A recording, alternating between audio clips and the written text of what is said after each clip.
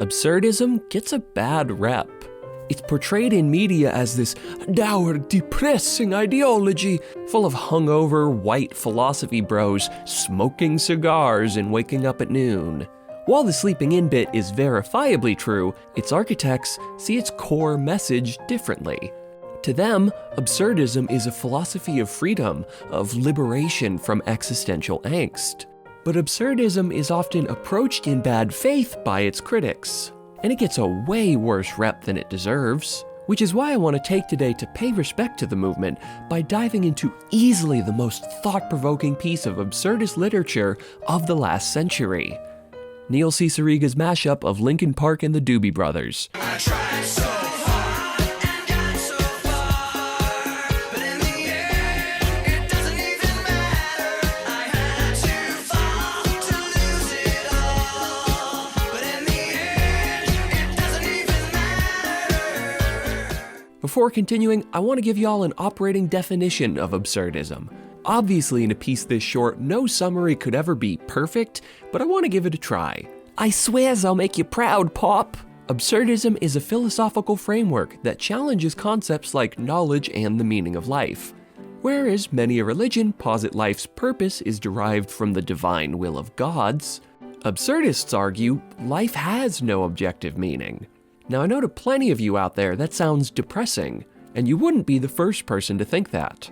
The pop cultural attitude towards absurdists is that they're just depressed e-boys whose mommy just didn't hug them enough and that's why they're sad. But that interpretation ignores the fact that absurdists follow up their assertion that life is meaningless with a hopeful outlook.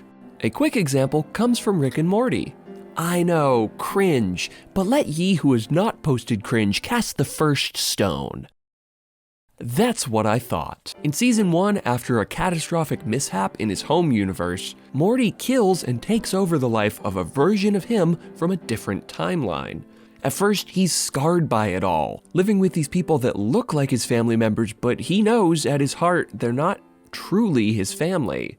A few days later, Summer's distressed to learn her birth held her parents back in life. And as she's venting to Morty, he drops one of the show's iconic lines. Nobody exists on purpose. Nobody belongs anywhere. Everybody's gonna die. Come watch TV. Now, if we, as a majority religious society are known to do, focus on the first part, we might conclude that, well, this is a sad way to live. Of course there's meaning. If there isn't, there's no reason to live, you depressed little twat. But that interpretation ignores that the last bit is quite comforting. The phrase, come watch TV, helps disarm Summer's trauma. It tells her that the solution to her angst is not rejecting her reality or trying to explain it away or substituting it with some form of false hope, but for her to calmly accept the existential absurdity of existing by just moving on with your life. Don't let this realization drag you down. It's inevitable, he says. Just come watch some interdimensional cable with your family and enjoy yourself. Glenn, this is a court order. It says you can't eat shit anymore. I know Rick and Morty gets a bad rep for having cringe fans and, if we're being honest, some cringe writing. But this is a beautifully profound moment, and it's always stuck out to me as the perfect example of how wrong people are to say absurdism is hopeless. For another example, let's turn to one of absurdism's godfathers. In his essay, The Myth of Sisyphus, Camus, like his contemporary Justin Roiland, explores the absurdity of life and of attempts to understand it. He talks about the inevitability of death, the monotony of a laborer's day-to-day struggle, and our inability to ever really understand that which surrounds us. This heart within me I can feel, and I judge that it exists. This world I can touch, and I likewise judge that it exists. There ends all my knowledge, and the rest is construction. For if I try to seize this self of which I feel sure, if I try to define and summarize it, it is nothing but water slipping through my fingers. Again, this assertion might seem depressing, but Camus' essay is pretty positive. Its stated goal is to provide a rationale for why living is good, why taking your own life is a tragedy, even in the face of life's absurdities. And here we arrive at Sisyphus. Condemned to an eternity of rolling a rock up a hill only to have it fall back down again, it's easy to imagine Sisyphus tormented and depressed. But Camus argues the opposite. In knowing what's in store, in being fully aware of his inevitable fate, Camus sees Sisyphus as happy. For recognizing his place is not a prescription, it's all about what Sisyphus does with this realization. As Camus puts it, his fate belongs to him. To put this in modern terms a little bit, the message almost becomes, life is what you make of it. And you know what? That's pretty inspiring.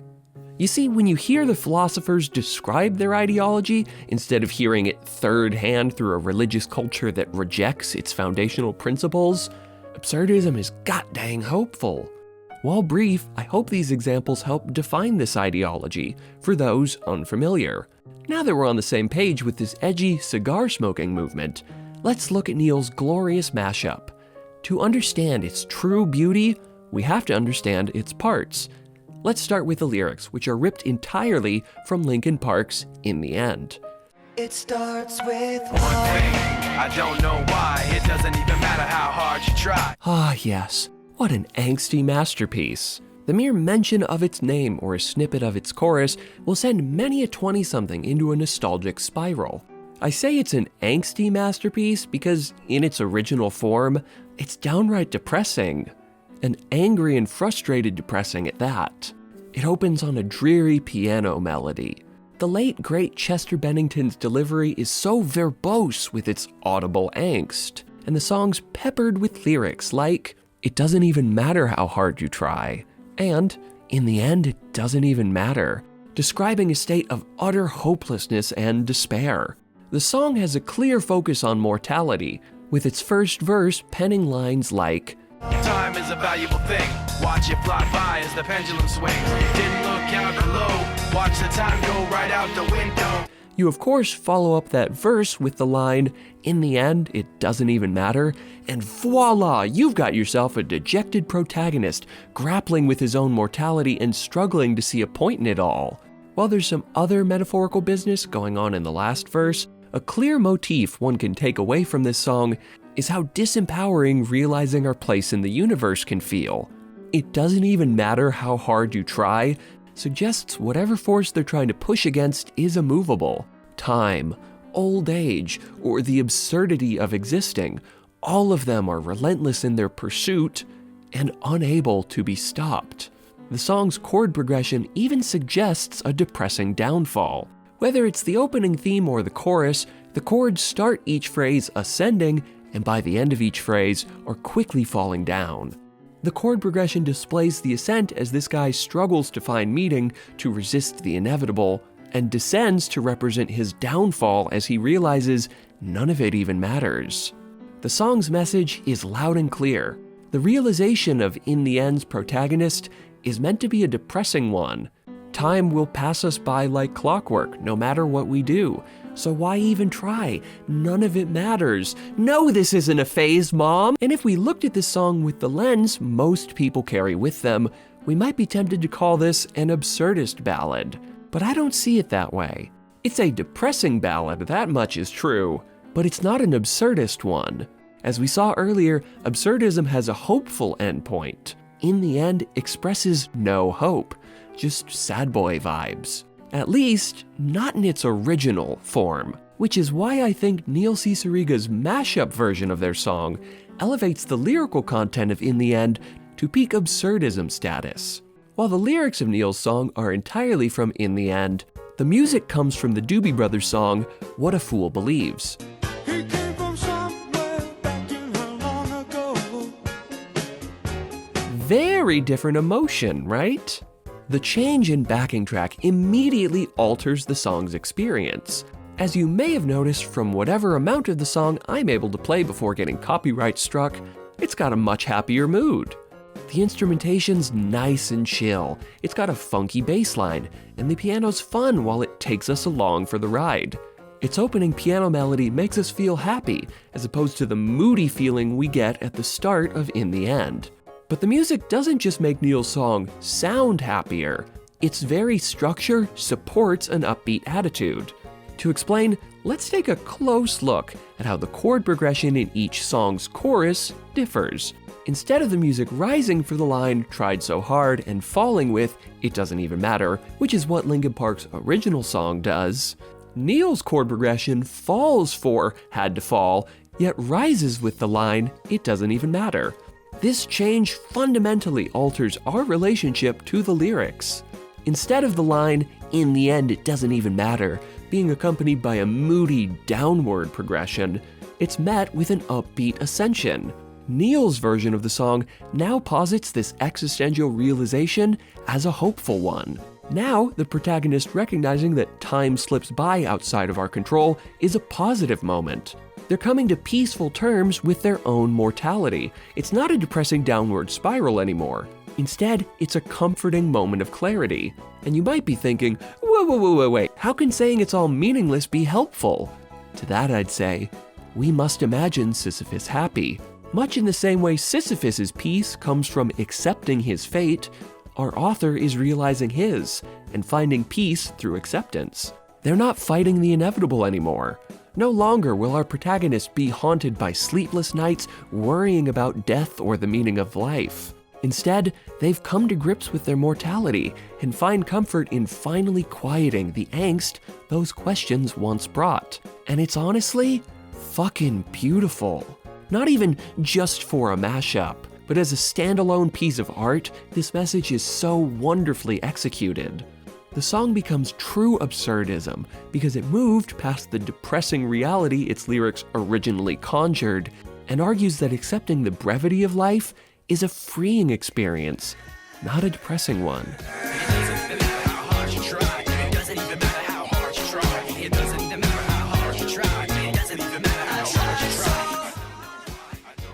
Neil Cicierega is a beloved YouTube darling, and for good reason. He's made some of the most important works on this hellish website of ours. But to me, this song stands as his shining achievement. The way it takes two completely unrelated songs and merges their contents to create an uplifting piece of inspirational art is impressive in ways I can't even begin to properly appreciate. I wish all of his musical work, but especially this song, could gain more traction, because I can't help but feel that more people could understand the tenets and value of absurdism if they really sat with this song. Because the emotional experience Neil crafts through the synthesis of Linkin Park and the Doobie Brothers' "No, I can't believe that's a sentence I'm actually saying out loud" is not a depressing one, it's downright hopeful. Anyway, thanks for watching everyone.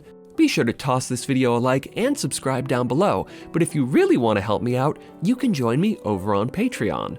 Patrons get access to exclusive behind-the-scenes content, early versions of every video, and even some Patreon exclusive videos. Plus, if you join the Piley Benton's Biggest Boys tier, then you'll get your name read out at the end of every video. Zoth, Sean Locke, Revo Pregame, Nillik Elites, Floof Pants, and Cameron Fordo. So be sure to join me over on Patreon if you want access to all those goodies. Also, be sure to follow me on Twitter, where I swear I never post cringe. Cringe is reserved for this channel, and that's on God. Thanks much, everyone, and I'll see you next time.